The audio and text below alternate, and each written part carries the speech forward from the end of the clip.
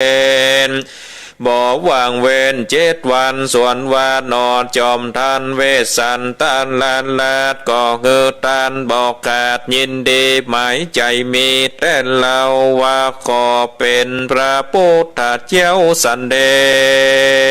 วตันตาในกาลนั้นก็มีฝนหาแก้วงามผ่องแผ้วตกลงมาตัวปาลาใหญ่กว้างฝูงพ่อยอ่างสวัสดันดีเงินคำมีบ่รายดูตั้งใจตามใจบ้านเมืองใสบ่เศร้าปางเมื่อปัญญาเวทสันดอนเจ้าเป็นปัญญาของปาลากว้างใหญ่บอกหนไม่อันใดเจ้าเมืองปุรีมีใจใหญ่น้อยตั้งจืนจ้อยเจยบานสู้คำสำลานคำเจ้าโยนเต้าเจ้าตันลงทำนั่นแหละนาตัดโตปาลังแต่นั่นไปแน่ตนเจ้าฟ้าสันใจยันลาดนางน้อยนาดปุตสันเดศินธรรมมีมากกว้างกันมวยมั่งมลนาโบนำป่าส่งโยไปเมื่อเกิดอยู่เมืองสวรรค์และนาตันโตเวสสันตันโลลาจาตันนางส่วนอันว่าเจ้าเวสสันดรเจ้าเจียงปอนเผือกแก้วและนางพองแผ่วมันเทสาเวยปุเลเป็นเต้าผาแผ่นดาวโลกากันว่าโมลนากลาภาคตายเสียจากเมืองโคนก็ได้เอาตนไปเกิดที่ภาเสตุสินดาแลนนาสัทธาอิมังธรรมเตสันนังอากาลิตัวจาตกังสมุทาเนสิสัทธาอันว่าสัพพัญโยพระพุทธเจ้าไขเหล่าเก่าเวสสันตันลาจาตังกาอันนี้จริงเก่าเจเตสันนาว่าภิกขเวดูแลพิโกต่างหลายมวลหมู่อันว่าฝนโบกาลาปะตกลงสู่เมืองคนทัดนั้นยังมีฝนหาแก้วงามผ่องแผ้วนำแน่ตกลงมาลายแลดังอันใดกล่าวแก่มานี้แหละนาติดนั้นสัพพัญโยพระพุทธเจ้าตนเป็นเก้าติโลกาจารย์การขายเนตานจัดเก่าก่อนจะเข้ามาเตรียมจัดเนจริงเก่าจี้เป็นการท้าว่าโลเพนุเป็นโตโจรจังโกเตวตันโตภิกขเวโนราเพียงโกต่างลายโตนั่นเป็นสายอาเลญญาเจ้าอันว่าจูจักกะพรามเท่านั้นใส่เกือขากมาได้เทวตาเทนในกาลาบัดนี้แหละนาอันว่าปัญญาสันใจลาดและนางน้อยนาดปุตสันเดชนั้นใส่เกือขากมาได้พญาสาลีสนโตตานาและนางสาลีมหามายาและนามาเทปิโคอันว่านางมาเทนั้นใสคือขากมาได้นางยาโสธาลาและนาจาเลกุมาโลอันว่าเจ้าจาลีนั่นใสคือขากมาได้ลาหุนเทนการหาจินนาอันว่านางการหาวันนั้นใสคือขากมาได้นางโอปาลวันนาเทลีและนาเวสันตโลโลกานาโตเอวังวาเลทาอันว่าปัญญาเวสันตลาลาดนั่นใสคือขากมาได้กูปราทธากาตาโตนอันเป็นติจัง ที่เปิ้งแก่โลกทั้งสามในกาลบัดนี้และนาโปกาลยิ่งใจฝงได้บักกายถึงโศกพ้นจากทุกวัฏสงสารจริงคือทานอย่าขาดบ่ประมาทเสียศีลเป็นอาจินจานใจนุบน้อมไว้ภาวนาเตียนบ่ไกลกากัดก้อยจากสมฝ่ายค่อยโจประการและแน่บ่เต้าแต่นั้นเรามีใจบ่เศร้าเจยบานยังทำตัดสัจจะดวงใสด้วยบวนเล่โซนใจเตียงแต่โอนเตนสาแผ่ไปแก่ยังสองขาพ่อแม่ตั้งเท่าแก่ตานายญาติกาลายปิดน้องอันตายจากห้องเมืองโคนบนโกศลอันผ่องแผ้วกันเข้าได้ขับแล้วสันใดจักเป็นปัจจัยเติมกำเกินหลวงล้ำตั้งผ่านได้โศกเจยบานเจินจ้อยเตียงแต่เดเลบ่อนยาจัดแลนนาเนทิตังขิญญาสร้างวันนาวิเศษจากองเขตเวสันตันลาลาตาสัจจัดกันตวนสิบอันยกหยิบมากล่าวแล้วก็บังกรมสมเล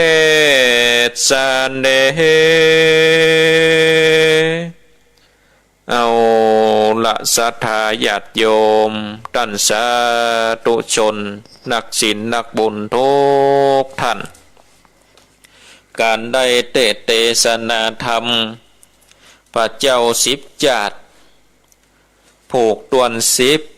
ในจาดนี้ก็ปริปุณังจบลงไปเป็นจาดที่สิบเวทสันดรการสร้างตานะปารมีก็ทำวันนี้ก็บ่ปอเยาวเต่าใดนอกศรัทธาญาติโยมท่านทั้งหลายก็แน่ปลายน้อยก็ถือว่าเป็นธรรมติการสร้างตานะปารมีถ้าใครที่อยากจะฟังแบบเต็มอิ่มนอกศรัทธาญาติโยมท่านทั้งหลายก็ไปฟังเดือนยี่แต่ละวัดแต่ละวาเพิ่งก็จะได้เทศนาธรรมเวทสันดรจาดกถึง13กัน13ผูกด้วยกันในเดือนยี่เป็งแต่นี่อาตมาภาพได้นำเอาจัดเป็นจาติสิบพระเวสสันดรมาเทศนาก็เป็นการสรุปเนื้อหาใจความตั้งแต่กันแรกเนาะตั้งแต่ตัสสะปอนหิมมาปานตานนากันไล่ไปจนถึงกันนากรในธรรมนี้ก็สรุปเนื้อหาใจความตั้ง13กันของการเทศนาธรรมเวสสันดรจาดกเนาะที่เปิ่นเทศกันส่วนมากก็จะเทศเดือนยี่เป็งบางพ่องก็หลีกเลี่ยงยี่เป็งเพราะว่าแต่ละวัดแต่ละวาแต่ละตีก็จัดตั้งทำหลวงกันหลายตีหลายตั้งก็นักเทศตีเสียงดีๆก็บ่ว่างก็เลยไหลไปบางพ่องก็เอาไปฟังเดือนสี่เป็งก็มีเพราะว่ามันเป็นหน้าหนาวเนาะศรัทธาญาติโยมม่วนดีเพราะฉะนั้นก็ถ้าใครใครฟังฉบับเต็มก็เงือไปฟังบนเนอะเวทสันดรจาดกตั้งแต่การตัดสะปอนหิมมาปานตันนาการวัดนาปาเวทจูจกจุลปนมหาปนวันนั้นไล่ไปจนถึงเป็นการที่13ต่อไปก็จะได้สรุปเนื้อหาใจความสำคัญกับศรัทธาญาติโยมท่านสาธุชนนักศีลนักบุญทุกท่านได้สดับรับฟังอันว่าทำเวทสันดรนี้ศรัทธาญาติโยมองค์สมเด็จพระสัมมาสัมพุทธเจ้านี่เพิ่นก็ได้ตัดเทศนายังจัดเก่าว่าในบ้านในเมืองนั่นนี่ในกาลหนึ่งนั้นนางนาถไทยปุษดี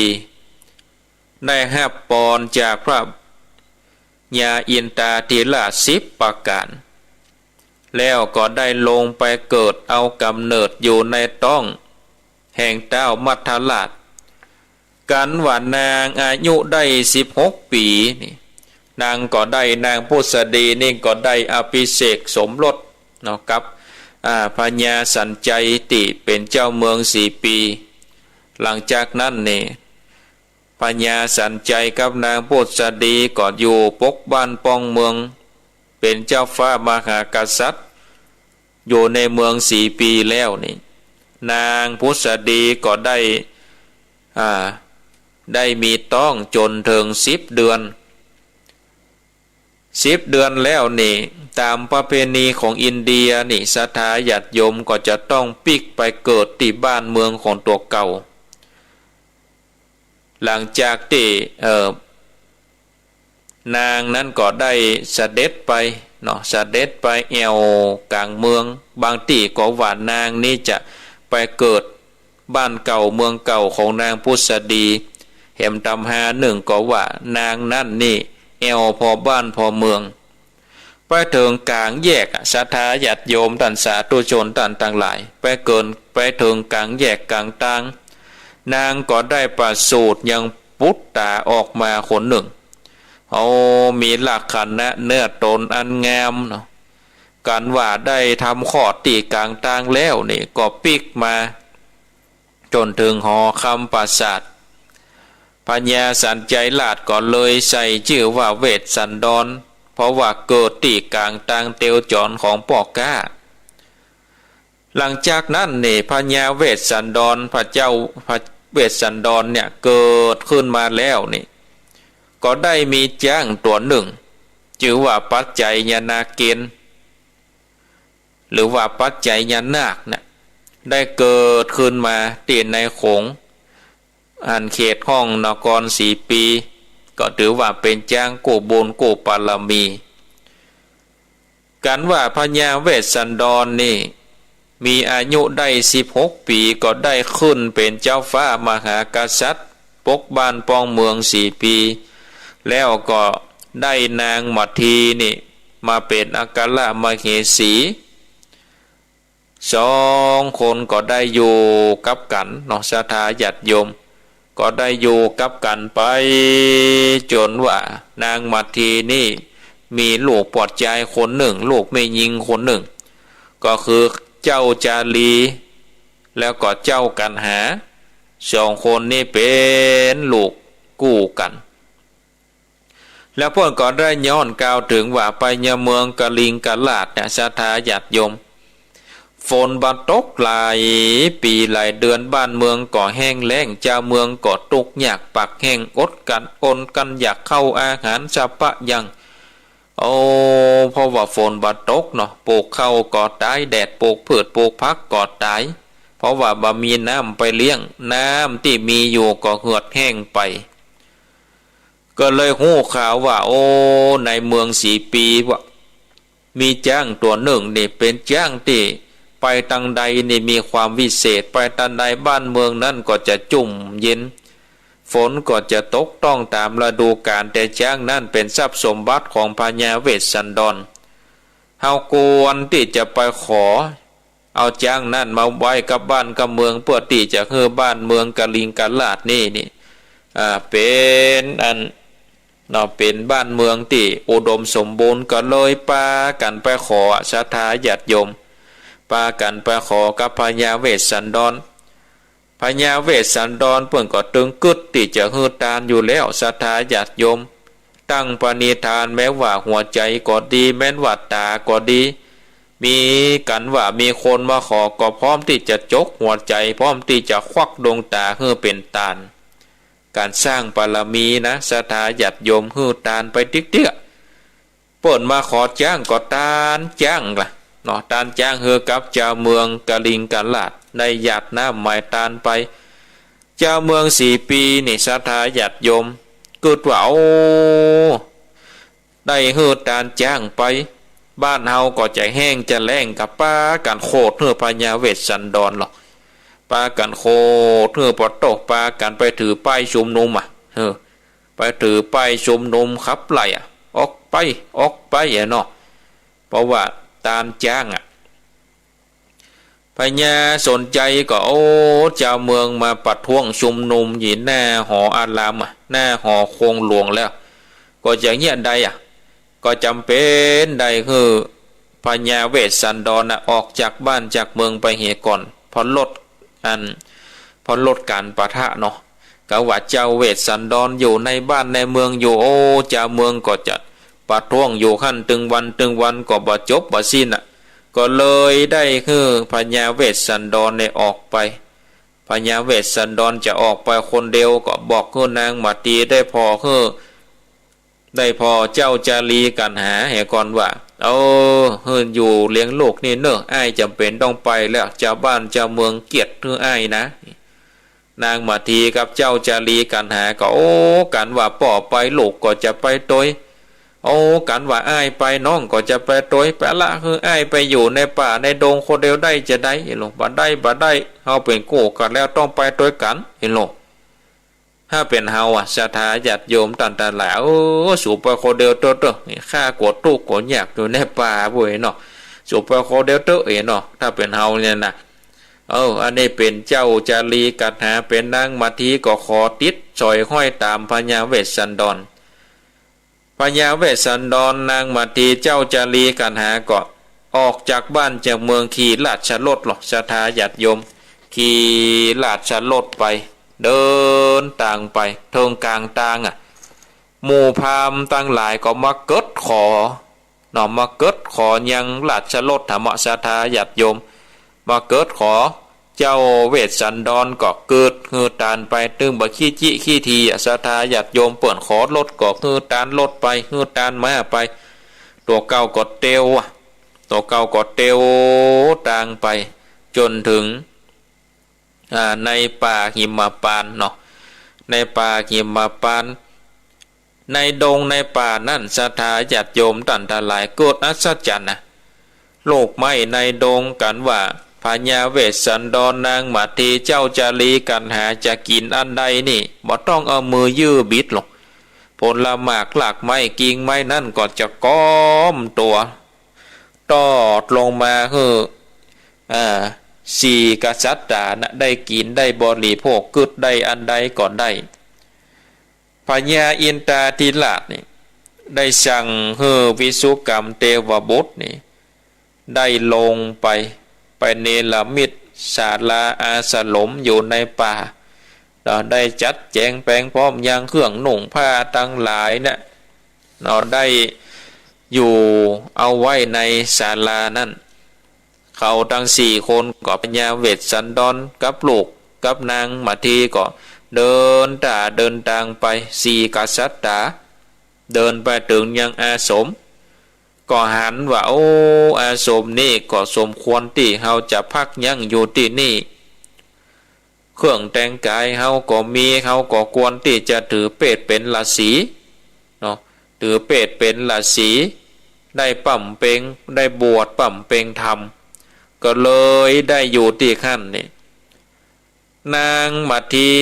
ก็บอกเจ้าเวสสันดรได้ลำบากพญาเวสสันดรก็บอกนางมาทีได้ลำบากได้ช่วยกันตักน้ำตำข้าวช่วยกันจำละช่วยกันได้ซักผ้าซักหัวช่วยกันได้หาผลหมากหลากไม้เอามาเลี้ยงเจ้าจารีกันหาแล้วก็มาต่างคนต่างก็เอามากินพวกก็ได้กล่าวไปถึงว่าในเมืองกาลิงกาลาดนั่นนี่มีพราหมณ์คนหนึ่งชื่อว่าจูจกบ้านเฮาว่าตูจกเนาะจูจักะพราหมณ์หรือว่าพราหมณ์จูจกพราหมณ์ชูชกได้อยู่ในบ้านในเมืองกาลิงกาลาดมันขอทานเนาะศรัทธาญาติโยมมัน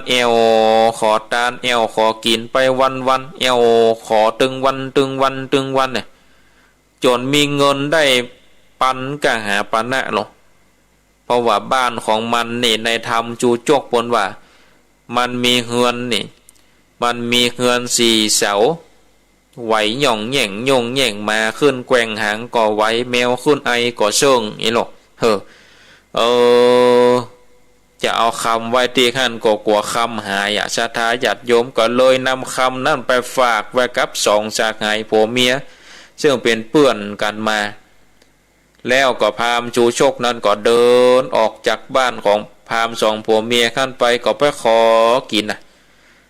หายไปหลาย10 ปีศรัทธาญาติโยมเขาก็เกิดว่าโอ้ปู่พามมันจะตายละกะ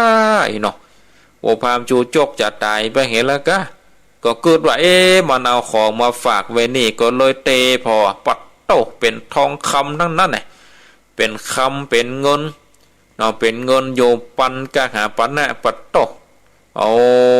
ก็เลยเอาไปกินใจนะศรัทธาญาติโยมก็เป็นบุญก็ว่าเป็นบาปอย่าได้บ่ฮู้นะคำเสี่ยงวันเนี้ย1 ปันกะหาปันนะตกแมลงมาปู่พามจูจกเดินเข้าบ้านมาหรอกปัดเต้ามาถามหาถุงคำเขาก็เนาะจะเนี่ยจะใดจะเอาเงินเอาคำนั่นเอามาใช้ก็บ่มีเงินคำ1 ปันกะหาปันนะก่อนไหนปัดเต้าจะเอาที่ไหนมาใช้ก็มีลูกสาวงามคนหนึ่งอายุได้16 ปีชื่อว่านางอมิตตา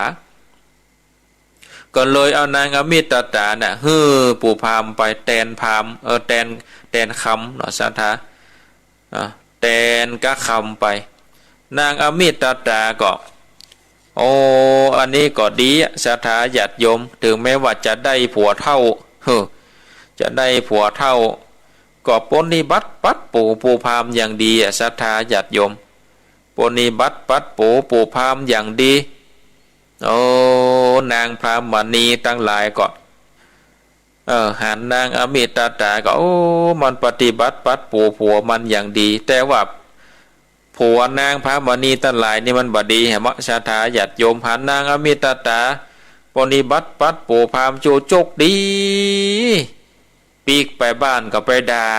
เมียด่าพอเปรียบเทียบให้มาสู่นะฮะได้เกิงนางอมิตตานี่นะปะโตจังแงมขนาดบางพ่องก็สู่ได้เกิงนางอมิตตานี่นะก็จะดี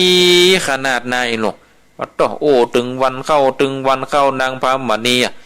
โดนผัวด่าตึงวันอะไรเงี้ยได้หัวหน้าแม่บ้านกะเนาะหัวหน้ากลุ่มสตรีแม่บ้านเมืองกะลิงกะลาดห้องประชุมเลยเอาหมู่แม่บ้านเฮาทั้งหลายตั้งแต่นางอมิตตาเนี่ยเข้ามาอยู่ในบ้านในเมืองของเฮาเนี่ยนะเฮาโดนผัวเฮาด่าตึงวันนะไม่ใช่ด่าบัดได้นะปะโตตันตีนตันได้ตีนตันมือได้มือโตด่าข้านี่ประมาณต้องมีเว้นต้องบ่มีวันวางเว้นได้ข่าวก็ป่นเถียงก็บ่ได้ปนว่าผัวเป็นจ้างเท้าหน้าเมียเป็นจ้างเท้าหลังจำเป็นได้ฟังผัวเลยแล้วเนี่ยใดอันบ่ได้เขาต้องปากันไปด่านางอมิตตาเห็นหรอนางอมิตตาก็จะไปตักน้ำตั้งแต่เตียวออกบ้านไปนางพามณีตั้งหลายก็ด่าตั้งแต่ตีนหัวเขาได้ไปจนถึงบ่อตักน้ำบางคืนนางตักน้ำนางก็ให้ปีกมาฟ้องปู่พามว่าข้าตึงบ่อยู่บ้านกับสู่แล้วเนี่ยได้น้องเฮ้ยบ่อยู่ได้น้องจะไปอยู่ที่ไหนเห็นหรอข้าก็จะปีกบ้านปีกเมืองไปหาป่อหาแม่ข้ากะอยู่บ่ได้แล้วนางพามณีตั้งหลายเนี่ยด่าข้าเสียหายข้าอยู่ตึงบ่ได้ปู่พามก็ว่าน้องเฮ้ยบ่ต้องปีกไปอยู่บ้านอยู่เมืองเป็นยังตักน้ำอ้ายก็จะตักตำเข้าอ้ายก็จะตำเฮือน้องอยู่บ้านนี่สบายเห็นหรอบ่ได้อ้ายเฮ้ยเฮาเป็นผัวเป็นเมียกันก็ต้องที่จะช่วยกันกานี่ที่ต้องจะช่วยกันตักน้ำตำเข้าจะเฮือน้องมาอยู่บ่ได้เดี๋ยวเนี่ยบ่ได้น้องตึงจะหนีขณะนั้นเทวดาก็มาโดนจิตโดนใจคือนางอมิตตาเนี่ยแปลว่าอย่างอันเนี่ยอ้ายเนี่ยไปขอเอาเจ้าจารีกันหาซึ่งเป็นลูกของพญาเวสสันดรปุ่นประเดินนี้บำเพ็ญอยู่ในป่าหิมพานต์ปุ่นไปขอปุ่นไปปุ่นตึงหื้อตานปุ่นตึงการจะสร้างตานเนี่ยปุ่นตึงหื้อตานอยู่แล้วพามก็เลยได้แบกสังขารอันเท่าเนาะเดินทางไปอันนี้ก็เป็นพวกต้น5แล้วนะศรัทธาอย่าโยมกันมานี่นะเป็นพวกอันทำเวสสันดรพวกต้น5แหละจนถึงพวกต้น6ต้น7ประกอบไปถึงการจุลปนมหาปนเนาะก็ติบมัน พานเจนตบุตรน่ะได้เลี้ยงมาไว้32ตัวแล้วก็เข้าประตูป่าไม้ปัญญาพันนาจื่อมาถึง32ตัวเนาะศรัทธาญาติโยมในธรรมอันเวสสันดรปลูกต้น5ปลูกต้น6ต้น7ก็พันนาป่าน้อยเข้าป่าใหญ่ก่อนลัดเลาะต่อความไปเลยศรัทธาญาติโยมเวลาก่อนไล่หลังมานี่แล้วพามจูจกเนี่ยก็ไปถึงยังที่อยู่ของพญาเวสสันดรนางมาทีนี่จับออกไปเสาะว่าหากินนอปู่พามหูว่านางมาทีบ่อยู่ก็เลยเข้าไปขอกับพญาเวสสันดรพญาเวสสันดรก็คือตาลเจ้าจารีกันหานี่เจ้าจารีกันหาในบางคำปีนี่เพิ่นก็อู้ว่าพญาเวสสันดรน่ะจะเป็นชาติสุดท้ายนะจะได้ตัดสโลเป็นองค์พระสัมมาสัมพุทธเจ้าศรัทธาญาติโยมแต่ว่าไปหันใส่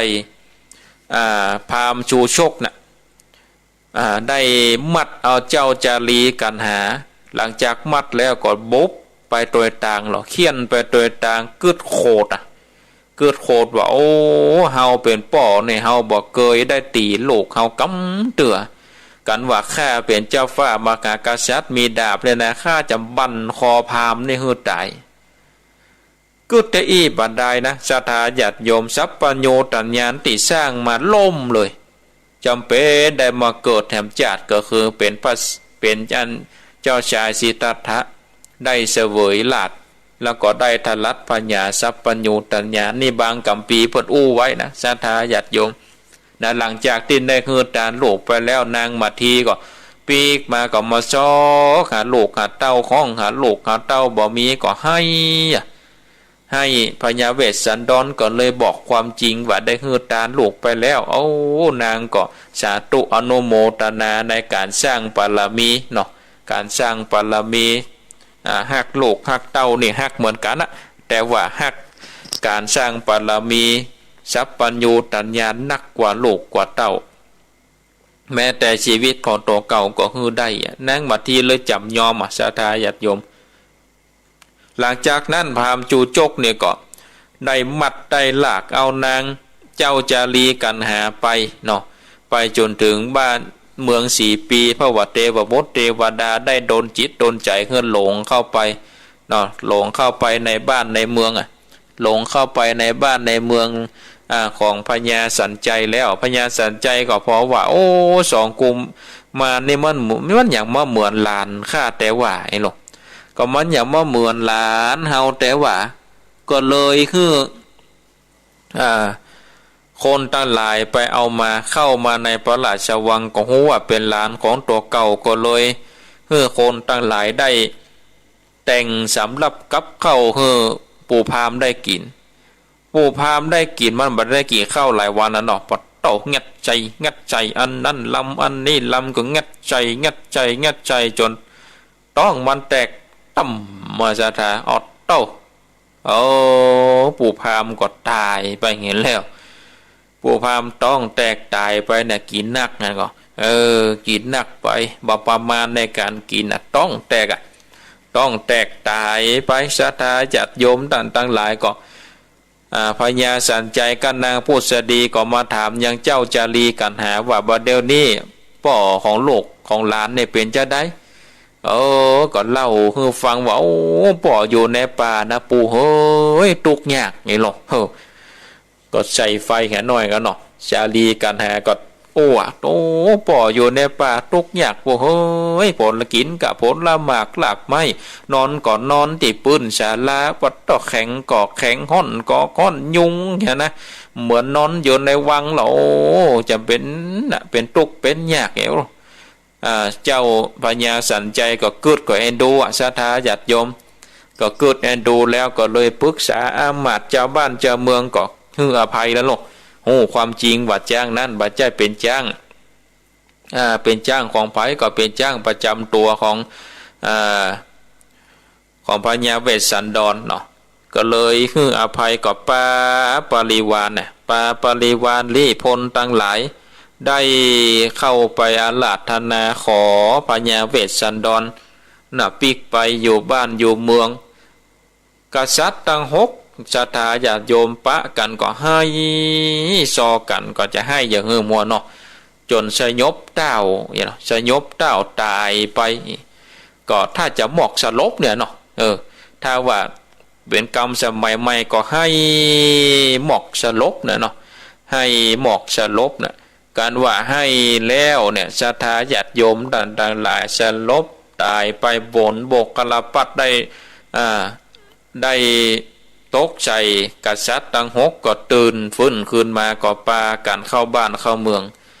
กันว่าเข้าบ้านเข้าเมืองแล้วนี่ศรัทธาญาติโยมโฟน5 แก้ว7 ประการตกลงมาเนี่ยเป็นเงินเป็นคำตกลงมาตัวบ้านตัวเมืองเนาะตัวบ้านตัวเมืองเรียบร้อยแล้วก็เจ้าเมืองก็อยู่เย็นเป็นสุขเนี่ยถ้าว่าเตทำมาถึงนี่นะศรัทธาญาติโยมกันว่าเฮาเตทำมาหาเวสสันดรเตทำมาถึงที่นี่แล้วเนาะก็ป่นจะผุยเนาะป่นจะผุยสตังป่นจะผุยเข้าตอกดอกไม้เหมือนกับฝน5 แก้วได้ตกลงมาคนก็จะลู่กันเก็บเพื่อมาเป็นเหมือนกับฝน5 แก้ว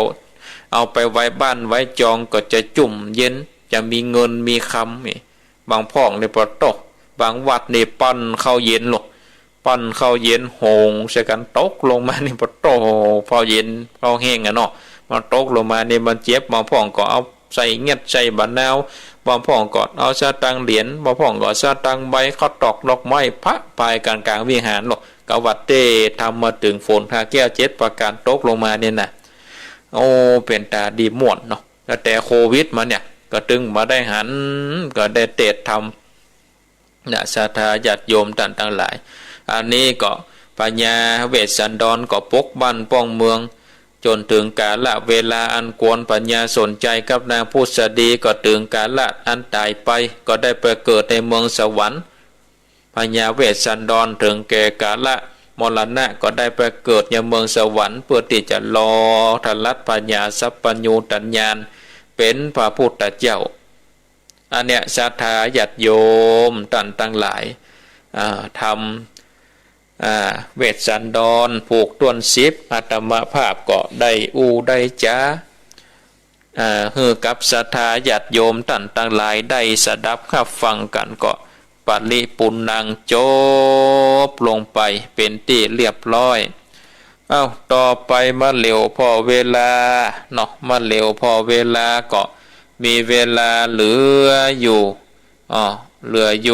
พอสมควรเนาะเหลืออยู่พอสมควรที่จะเปิดสายเนาะศรัทธาญาติโยมตั้งเหลือเวลาแต่ประมาณ15 นาทีอาตมาภาพก็จะเปิดสายคือกับศรัทธาญาติโยมท่านสาธุชนนักศีลนักบุญได้โทรมาเนาะโทรมาโทรมาจ๋านะว่าจะอยู่ที่ไหนตั้งใดก็โทรมาได้เนอะที่เบอร์โทรศัพท์0865878177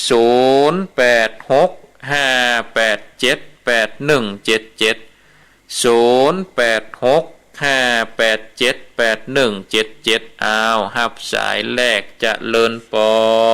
นไล่สายเจ้าท่านพระครูยังแม่โทรมาจากราชการสายทองเจ้าแม่สายทองห้วยการชัดเจนดี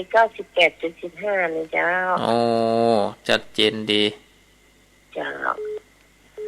เข้าใจดีทำมากก่อนเพื่อกำลังใจท่านพระครูนะเจ้าสาธุโมทนาสาธุเจ้าหับสายต่อไปนั่นกดวางไปแค่แล้วเอามาแถมกำเด้อมาแถมกำ0865878177เจริญปอนสวัสดีครับท่านครูพ่อบุญมีครับทำดีหรือไม่ดีท่านเนาะทำดีก็ได้ดีวันถึงได้ปิกมาอยู่ที่เก่าเนาะครับจะมันดีไปหน่อยถ้ากินเรื่องวางข้อสังเกตเป็นไงก็แปลกแหละฟัง98ชัดเจนดีก็ฟังกันไปเรื่อยๆนะปอนเนอร์เป็นกำลังใจท่านเลยสาธุโมทนามีก็เข้ามาแถมหับสายต่อไปเจริญปอนกราบนมัสการเจ้าท่านพระครู ชัยปราการหนองบัว เจ้า ฟังตั้งแต่ละเจ้ามาแล้วเนี่ย วั เจ้าน นี้วิทยุดังกว่าวันนี้ ดังเจ้า วันนี้ดังชัดเจนดี เจ้า สา ชัด ธุ เจนดีเจ้า เจ้าติดตามตลอดนะท่านพระครู สาธุบุญรักษาเนอ เจ้าไหวสาเจ้า 0868578177 เจริญปอน ว่าเสียเจ้าท่านพระครูไม่อุ้ยอิงฟังอย่างนี้เจ้า อันนี้ก็ฟังเป็นประจำในเนาะ โอ้ยม่วนแตะม่วนว่าทำเนี่ยเนาะถ้าได้ยินวันเดียวจบอย่างนั้นเนาะจึง13คู่แต่ม่วน โอ้ เนาะ มันก็ไม่ได้บรรยากาศอากาเนาะ เจ้าเป็นกำลังใจท่านพระครูตลอดนะเจ้า สาธุโมทนา โอ้สาธุสาธุ หับสายต่อไปเจริญปอน ครับไว้สาครับท่านพ ก็ ระครู น้อยบุญปาน ครับผมฟังนะท่านพระครูอยู่เนอะติดตามตลอด ชัดเจนดีเนาะ ครับชัดเจนดีครับ ฝนตกก็เมืองฝังฝนตกก็ตำพุ่น ทั้งนี้ประโจกคนนี้เฮ้ยเพราะว่าไอ้ตกขึ้นหัว โอ้เย็นดีเย็นดี ครับผมครับไว้สาท่านพระครูเนอะ สาธุโมทนา ผม 0865878177เอามีก็เข้ามาเจริญปอน เจ้ากราบไหว้สาเจ้าท่านพระครูแม่สายพินกันนะยาฟังดูเนอะ โอ้บ่ได้ยินเสียงจัดเหมือนนี่ ฟังอยู่เจ้า อ้าว กำลังใจท่านพระครูจากดังฟังชัดดีเนอะท่านพระครูเนอะ เอาแห่หน่อยกันวันนี้เอาแห่หน่อย เจ้าจะเอาตัวอย่างเหมือนกันหาจารีสู่โชคบุกตีเขียนคำปะฮือกินเขากินน้ำบ่ได้รับดีนอนดีปูพามันจักมันลากเอาไม้มาฟาดบุกตีลงเข้าในเมือง4 ปีนางพุทธดีหันใส่พญาสนใจเปิ่นเอ็นดูหลานเจ้าหาเงินคำมาไทยเอา2 กุมารนอไทยถูกพรามใจหายราวียกเอาจ้างมา100ยกฮือเพียวนางตาตีไทยเอากันหาจารีสู่โชคบุกตีหลังแตกเจ้า โอ้ม่วนดีม่วนดีสาธุโมทนา เจ้าสาธุกับไหว้สาเจ้าท่านพระครูเจ้า อ้าวหับสายต่อไปเจริญปอน กราบนมัสการพระอาจารย์ครับ โอ้อยู่ที่ไหน ใจเจ้าหลวงพี่น้องปกญบ้านห้วยปิงอำเภอทุ่งหัวจ้างจังหวัดลำพูนครับผม โอ้วันนี้ตุ้งหดย่างห้วยปิงเนาะ ครับผม ชัดเจนดีเนาะ ครับผมชัดเจนดีครับ ฟังว่าแต่เจ้าละกะ ครับผมต้องใจไหว้พระตัวแล้วครับผม โอ้ดีแล้วดีแล้ว ครับผม ฟังกันไปเรื่อยๆเนอะพอออกเนอะ ครับสาธุ สาธุบุญรักษาเนอะ ครับ โอ้ศรัทธาพี่น้องปากกันยอปนก็ฟังเนาะศรัทธาญาติโยมเจริญปอน เจ้าไอ้ข้าเจ้าท่านพระครูยกแจ้งหัวลินฟังอยู่นะเจ้าชัดเจนดีเจ้า ฟังแต่เจ้าแล้วเนาะแม่เนาะ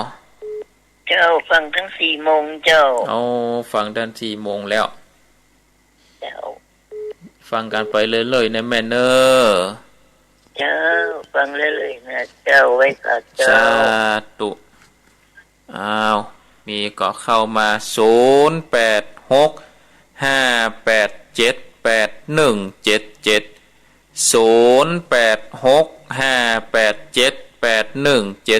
เจริญปอน ไหวสาเจ้านี่มันจะสีบันมากอกว่าสร้างเนอะไก่ก็วัฒบัตรตักผ่านนะเจ้าโอ้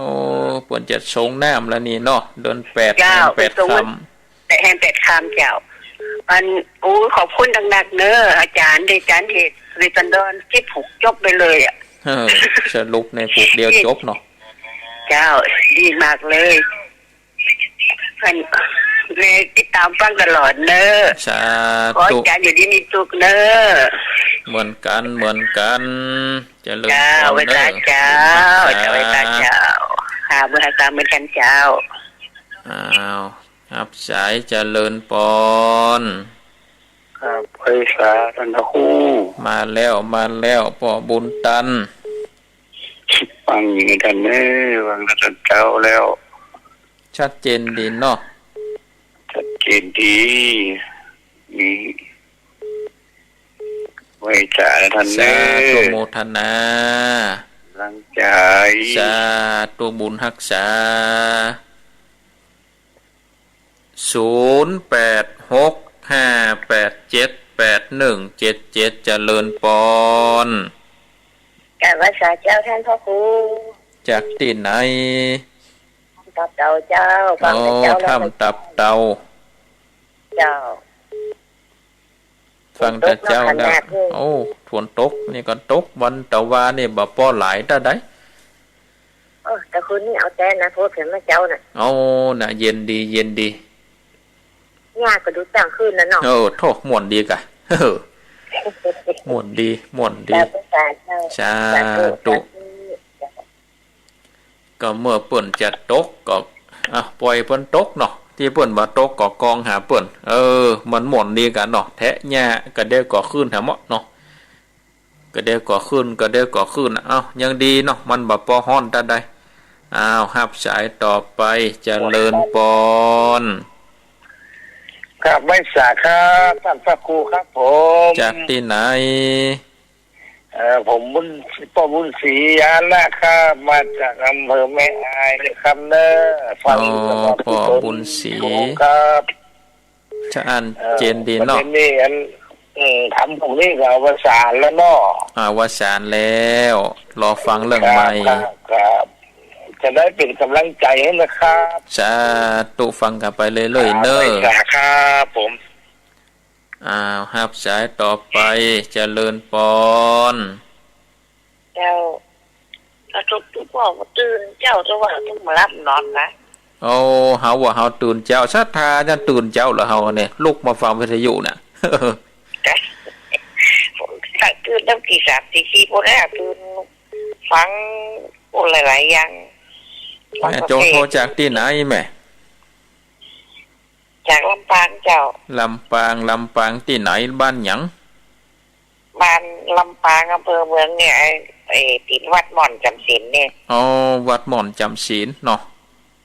เจ้าใกล้ๆกับโรงเรียนสารวัตรช่างชัดเจนดีเนาะแม่เนาะเจ้าชัดเจนดีเจ้าสาธุโมทนาสาธุเจ้าครับแถมสายสายสุดท้ายเจริญปอนไปสาเจ้าท่านพระครูเจ้าฟังอยู่เนอะจากที่ไหนแม่จากลำปางเจ้าแม่น้อยอุตุดีเจ้าฟังวันนี้ลำปางวันนี้ชัดเจนวันนี้เจ้าฟังอยู่เนอะเจ้าไว้สาธุโมทนาเจ้า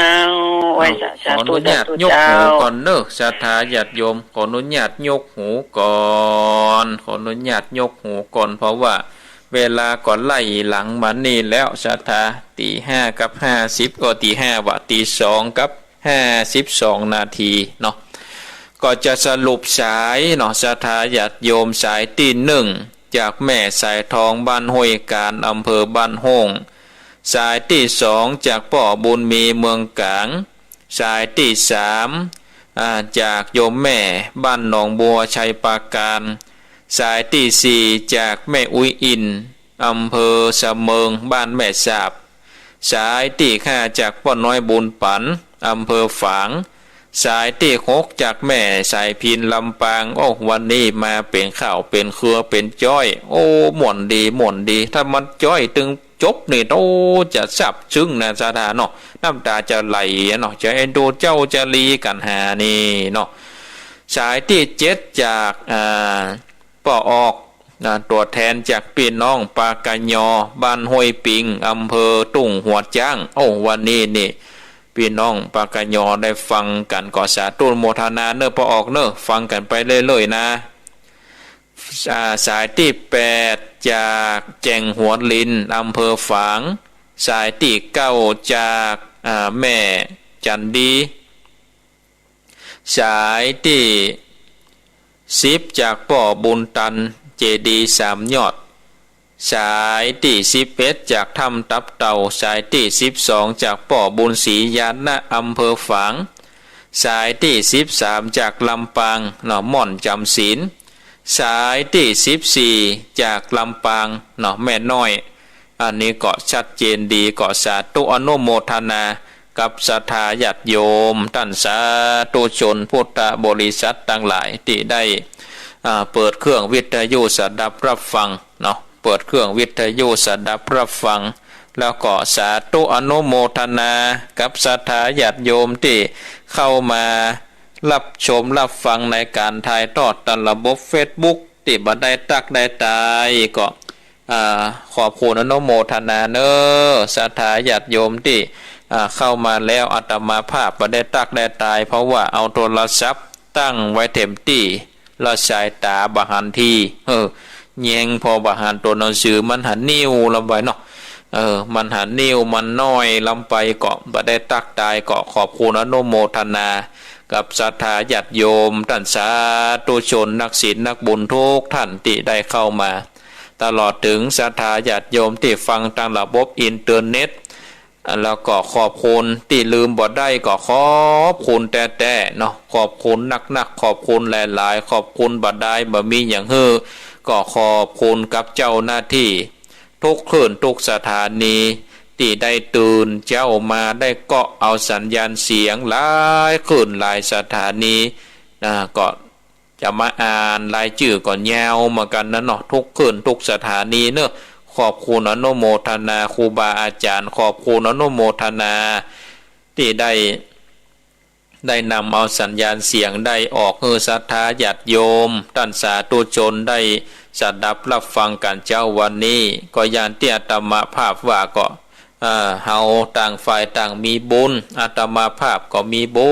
ญที่ยังได้ตื่นขึ้นมาได้มาเทศนาธรรมให้กับศรัทธาญาติโยมตื่นขึ้นมาก็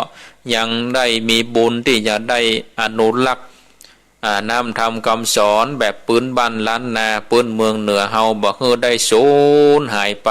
อย่าอยู่เป็นกู้เป็นกีมกับพ่อแม่ศรัทธาญาติโยมท่านสาธุชนพุทธบริษัททั้งหลายก็ศรัทธาญาติโยมก็มีบุญเนาะที่ได้ตื่นขึ้นมามีบุญกันแถมครั้งหนึ่งเนาะศรัทธาญาติโยมเอาละเนาะวันนี้อาตมาภาพก็จะขอนำเอารายการได้ลาจากศรัทธาญาติโยมท่านสาธุชนพุทธบริษัทไปก่อนวันพุธหน้าหากว่าบัติดธุระบัติดการติดงานต่างใดก็ตึงจะมามาพบกับศรัทธาญาติโยมท่านสาธุชนท่านหลายแถมวันนี้บุญใดกุศลใดที่ศรัทธาญาติโยมได้กระทำปั้มเปงมาขอบุญนั้นกุศลนั้นจงมาปกปักรักษาอย่างเจ้ามูลศรัทธาบ่เต้าแต่นั้นก็ขออ้างอิงเอาคุณพระแก้วเจ้าทั้ง3ประการคุณปิตาบรรดาคุณครูบาอาจารย์เทวบุตรเทวดาสิ่งศักดิ์สิทธิ์เจ้าทั้งหลายจงมาดลบันดาลปกปักรักษาคือเจ้ามูลศรัทธาเพื่อได้อยู่ดีมีสุขหลอดพ้นจากสัพพทุกข์สัพพโศกสัพพโลกสัพพภัยสัพพเคราะห์เสนียดจันไรตันหลายคือได้หายหนีนึกคิดสิ่งใดก็ขอคือสมดังความมุ่งมา่ปรารถนาเหมือนกันทุกท่านทุกคนอายุวันโนสุขังพลัง